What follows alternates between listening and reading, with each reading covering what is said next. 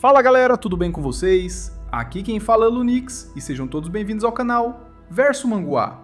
Essa é a segunda parte da obra polêmica, onde nosso protagonista nerd é transportado para um jogo e se torna o maior vilão. E como vocês sabem, é uma obra com aquelas cenas proibidas e com muita porradaria. Se você não assistiu a parte 1, vai estar no card aqui em cima ou na descrição do vídeo. Vou fazer uma breve recapitulação da primeira parte.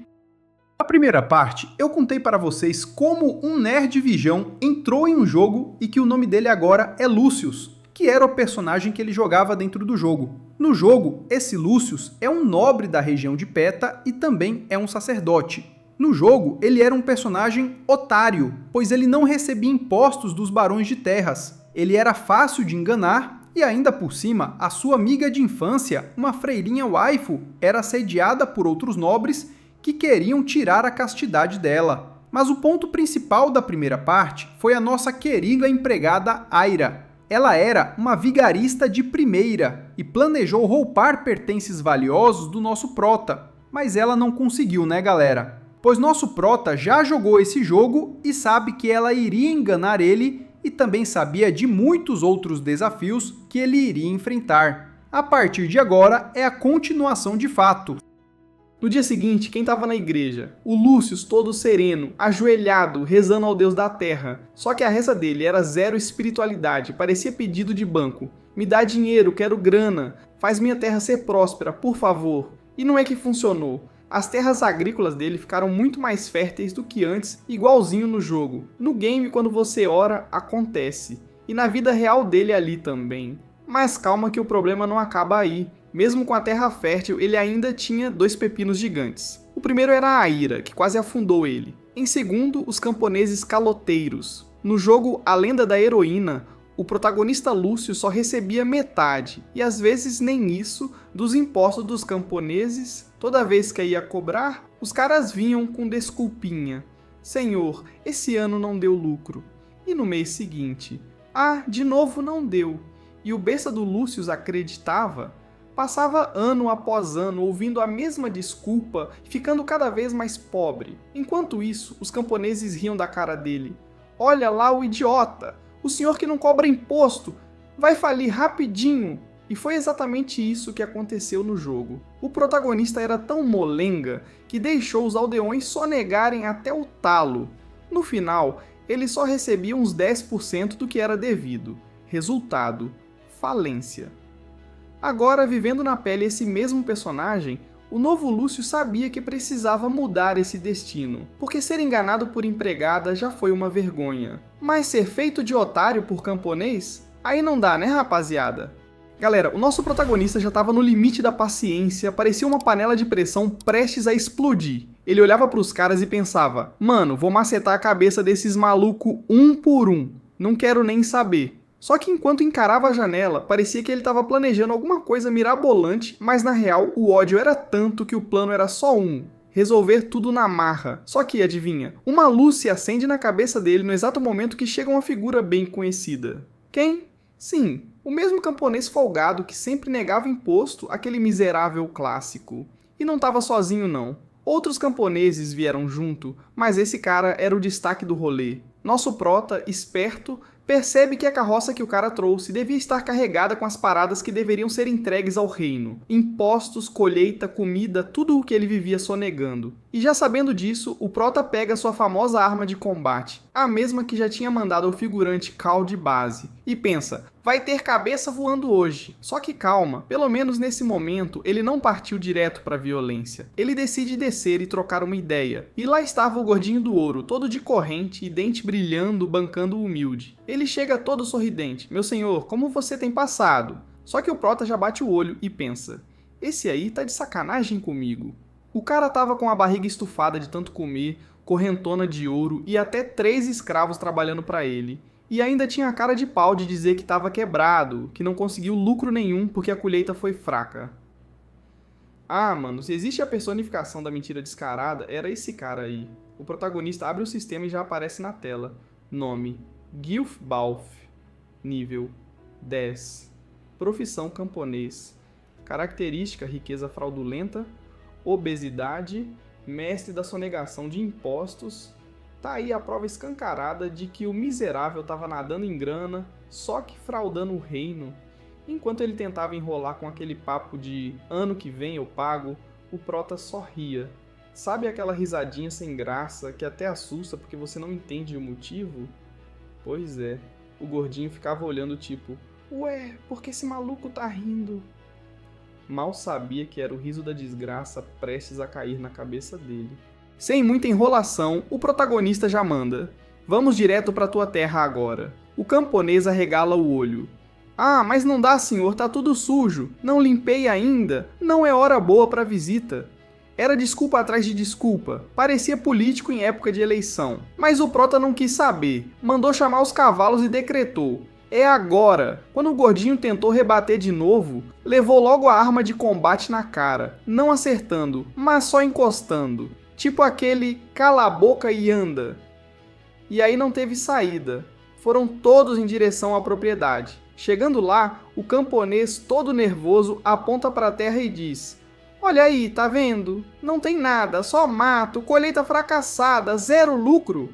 Mas o sistema já entregava. Mentira acumulada. O Prota decide não se apegar na lavoura e vai direto. Abre a porta da tua casa. O gordinho treme. Não precisa entrar lá, não tem nada, senhor. Mas quanto mais ele falava, mais mentira acumulava no sistema. Resultado? O Prota mete o machado na porta, arrebenta as tábuas e entra. Lá dentro, a cena já denunciava a farsa. 2 filhos, esposa, escravos bem alimentados. E o cara ainda insistindo que não tinha como pagar imposto. O sistema piscava. Mais uma mentira. E o Prota, com aquele sorriso irônico, fala: se você não tem nada a esconder, por que pede perdão? O miserável inventa outra desculpa esfarrapada, pedindo desculpa só por educação. Sistema acusa mais 4 mentiras de uma vez. Mano, parecia videogame, combo de mentira. Mas o auge veio quando o protagonista percebeu uma portinhola trancada no chão. Um esconderijo. Sem nem pensar, ele arrebenta o cadeado com a arma de combate e desce. Rapaziada, a cena era digna de novela. Armazém lotado de grãos, tudo escondido. Enquanto o Prota olhava aquilo, o gordinho gaguejava. Isso não é colheita, é dojo, coisa sem valor. Nada a ver com impostos. O protagonista só balançava a cabeça, já sabendo que era mais um migué. Pega um saco, rasga com facilidade. Afinal, 89 de força não é para qualquer um. E mostra. Isso aqui é trigo, meu trigo, não dojo. A cara do camponês derreteu na hora. O miserável tentou inventar desculpas até o último segundo, falando que todo mundo fazia aquilo, que ele não era o único, que não merecia punição sozinho. Mas a paciência do Prota já tinha ido para o espaço. Ele levanta custos a arma de combate e dá-lhe uma porrada na cara do gordo. Foi uma lapada tão certeira que pareceu até som de coco verde quebrando. O cara cai no chão, já era. Corrente de ouro, dentes brilhantes, tudo agora ia virar herança de formiga. A esposa e a filha do camponês começam a gritar desesperadas, implorando pela vida. O protagonista, tomado pela raiva, até pensa em acabar com elas também, afinal cúmplices sempre pagam o preço. Mas aí o Robin, fiel escudeiro, aparece e segura a onda. Calma, meu senhor, não precisa disso? Deixa pelo menos elas vivas. O Prota respira fundo, guarda um pouco da fúria e decide. Tá bom, mas vão apodrecer na masmorra. No fim, o recado foi dado em alto e bom som. Na manhã seguinte, adivinha só? Todos os camponeses apareceram trazendo imposto multiplicado por 10. Isso mesmo, 10 vezes mais do que costumavam trazer. Porque se antes pensavam em sonegar, agora entenderam que quem tentasse ia acabar que nem o gordinho de ouro debaixo da terra. E nosso protagonista, com isso, já calculava. Se continuar assim, em 6 meses recupero toda a grana do reino. Moral da história, rapaziada? Às vezes, para parar sonegador, não tem jeito. Tem que meter o louco igual o Prota fez. Simples, direto e sem dó. No meio daquilo, completamente do nada, acaba chegando a irmã Cir, que diz uma funcionária dele que ela acabou chegando no castelo ali, e o nosso prota se lembra também que agora que ele resolveu o problema urgente sobre a questão dos camponeses, ele tem que resolver sobre a sua amiga de infância também. Sim, rapaziada, naquele jogo ele tem uma amiga de infância chamada Cir, que literalmente ela sofre sobre certas questões de colegas dando em cima dela, e quando ela chega ali no seu escritório, ela já vai dizendo que recebeu uma carta que ele enviou pra ela. Mas é bom te ver também. E quando ele dá uma olhada nos status dela, ele percebe que o status dela é melhor do que ele havia pensado. Porque no jogo é uma coisa, além dela ser toda bonitinha, linda, maravilhosa, né? Os seus status diz que ela tem level 10, trabalho de freira, e a afeição que ele tem por ele é de 78, seus status é de 5 de força, agilidade 10, inteligência 24, ela tem sorte 10, ainda tem característica de contador, carpintaria e inocente. Eu não sei se inocente é uma característica, mas tá escrito aí. Nosso prota começa a fazer uma ceninha toda e começava a chorar dizendo que ouvia que o senhor daquele lado estava tentando flertar com você e isso parte o meu coração. E ouvir isso e toda essa cena que ele fez faz com que a Cir também começasse a chorar. Por outro lado, né, rapaziada, ela disse que não sabia que ele se preocupava tanto assim com ela ao ponto de até chorar. Ele dizia a ela que estava tudo bem. Até porque o cara que estava flertando com ela, o senhor camponês do outro lado, pode deixar ele, vai resolver o problema com a autoridade sacerdote que ele tem, e ele pode resolver. E de boca aberta, ele continuava dizendo que ela trabalhou ali muito, e de agora em diante ela pode ficar tranquila, e blá blá blá, e que ele agradece ela de todas as formas possíveis. E se levantando, ele disse, rapaziada, que tem uma condição para ele conseguir salvar ela. Galera, e que condição será? Será que vai rolar aquilo? Ele vai se aproximando cada vez mais dela, enquanto ela pergunta, o que é, meu senhor? Por que você quer me salvar e agora tá pedindo condição? Ele rapidamente agarrava a mão dela ali delicadamente, né? Enquanto observava com a cara toda fofinha. Por favor, me chame de Lúcius quando formos apenas os dois nessa sala, até porque somos amigos de infância. Maluco ao falar aquilo, rapaziada, a afeição que ela tinha por ele de 78 foi pra 82 e começou a fazer isso. Acho que vai dar certo. E ela agradecia ele em contra-resposta, ele ficava chorando todo na atuação. É claro que ele tinha o planejamento de fazer o que fosse com ela futuramente. Só escuta o que eu tô falando, mas calma. Esse aí era o menor dos problemas. Ele ouviu a Cir sobre o ponto de vista dela e ela dizia que ele deveria salvar todos aqueles camponeses que ele deixou preso e também a Ira, ela implorou que ele fizesse aquilo por ela.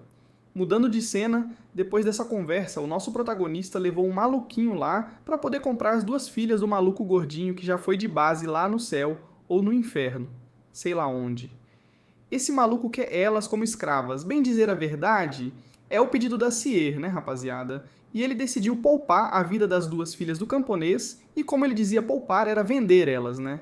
Não iria literalmente poupar de soltar as gurias na rua e meter o louco, mas, mano... E do nada, simplesmente, enquanto ele andava com um maluco que queria comprar as duas gurias para poder usar como escrava, chegou alguém metendo a mão na cela, dando um sustão no protagonista. E quem era? Obviamente, a Ira, né?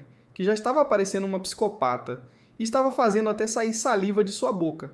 O Porta começava a pensar que provavelmente ela deve ter enlouquecido depois de ficar trancada apenas alguns dias na cela. Ou é só fingimento da parte dela, né?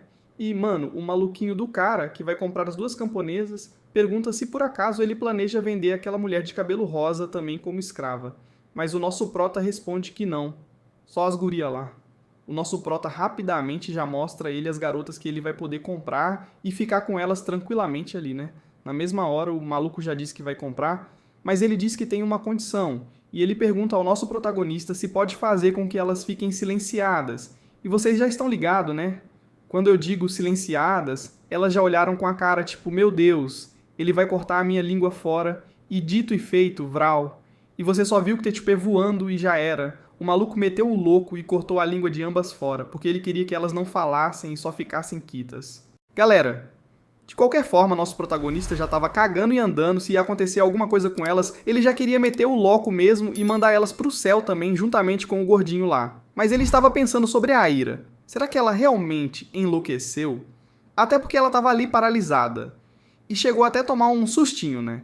Isso porque quando ela olha pro nosso protagonista, ela mete o louco, começa a pagar de psicopata. E fica encarando ele. O Prota pensa que provavelmente ela deve ter ficado louca de ficado alguns dias lá dentro, mas, mano, seguinte, o maluco de óculos que cortou a língua das duas gurias ali chamou a atenção do Prota com um olhar cabuloso. E pergunta de novo se o protagonista não quer vender a guria dos cabelos rosa também, e na mesma hora procura Aira. E ué, cadê a Aira, rapaziada? O Prota olha pro lado e ela não tá mais na grade e vazou lá pro canto. A guria já tava no cantinho toda encolhida e pensando, eu sou do bem, eu não sou louca, eu não sou louca. Aí descobrimos a receita pra tirar a psicopatia de uma pessoa. O maluco chato continua perguntando se por acaso ele pode realmente comprar a Aira. Até porque ela vale uma quantidade bem maior e ele tá doidinho pra comprar ela. Mas o Prota responde que não. Eu vou usar ela ainda. O cara diz, tá tranquilo, quando você quiser vender você me vende. O maluco. E ainda diz, eu pago um valor bem mais alto por ela. E assim ele fecha a porta e sai. E rapaziada, a guria mete o louco de novo indo pra cima da cela, tacando a mão ali. E o Prota tipo, essa guria tá ficando doida mesmo, né? Falou que vai vender ela e do nada ela fica normal. Falou que vai ficar com ela e do nada ela paga de psicopata. O Prota pensa que ela tá muito óbvia e ela tá fingindo ser louca. Nosso Prota começava a dar uma risadinha da cara dela. E rapaziada, porque esse é apenas o começo, porque ele olhava pra cara dela dizendo que ele vai dar o tratamento especial pra ela e ela vai refletir sobre sua vida. E na mesma hora ela ficava dizendo, eu quero tratamento especial, e gritava tratamento especial. Essa maluca não bate bem da cabeça.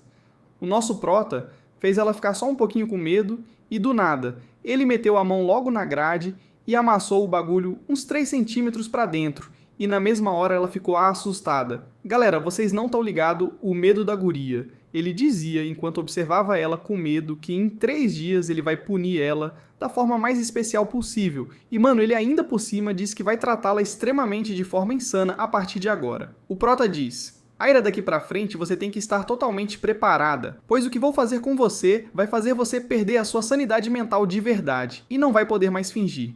O Prota puto, pois no fundo mesmo ele queria cortar a cabeça da guria fora e acabar com isso de vez. Mas ele prometeu a Seer, né, que droga de promessa, mata logo ela, né galera? E como o Prota tinha dito, 3 dias depois de tudo aquilo na frente do portão do Castelo Pita. E adivinha quem que estava com a plaquinha escrito ladra bem na frente de todo mundo, rapaziada? Sim, a nossa querida Aira. Geral ao redor estavam gritando que ela era uma ladra sem vergonha e daí ela fica preocupada, pois o Prota prometeu uma punição insana, né? Aira pensa. Mas era apenas ser manchada por uma placa escrito ladra? Só isso? Aí ela toda felizona, mano, a guria pensava que tá no papo, até porque o nosso protagonista é um perdedor e que ele não tinha a intenção de ficar agindo como doido pra cima dela. E que até valeu a pena ela pagar de psicopata e ficar com medo dele, ela vai destruir a imagem com rumores sobre a vida dele. Foi isso que ela pensou. Mas, mano, na hora ela fica mais com medo. Isso porque o nosso Prota já levanta a mão gritando pra todos começarem a execução. O Prota diz pra geral ali que esta mulher cometeu um crime e que vocês têm que puni-la para que ela se arrepender do que havia acontecido. E galera, quando o nosso protagonista fala pra comunidade inteira que ela é uma ladra e que se ela suportar algum insulto e terminar manchada depois disso, ainda assim ela não vai parar. Então ela precisa ser punida. E ela pensava ainda assim que estava no papo que ela não iria ser punida ao ponto de ser, sei lá, executada. E mano, ela tava de boa quando o Prota fala que podem levar ela agora e retirar totalmente as suas roupas. Ela fala, como assim? Tá ficando doido. E na mesma hora os guardinhas já vai rasgando as roupas dela pro lado e pra outro. Ela diz, parem de rasgar minha roupa. Não me toquem, seus desgraçados. Parem, por favor. Depois dessa, a coitada da guria vai ficar bastante manchada, né? Vai por mim, ela tá ferrada. Isso porque todo mundo que estava na vila foi pra cima dela. E literalmente iriam manchar a imagem dela, só que de um jeito que, rapaziada, vocês não estão nem ligados. O Prota ficava dizendo que se ela durar a punição, ela vai começar o novo início, literalmente vai ser purificada e perdoada pelos seus crimes. Só que, meu amigo, né, uma punição nesse patamar aqui é o tipo de coisa que ela não vai ser purificada nem ferrando. Galera, eu sei que vocês querem saber o que vai acontecer com a maluca da Aira. E se a punição que ela vai ganhar é aquela mesmo, aquela punição pesada. Eu sei que vocês querem saber se o nosso Prota vai chegar junto da fofinha da Seer, a nossa freira inocente.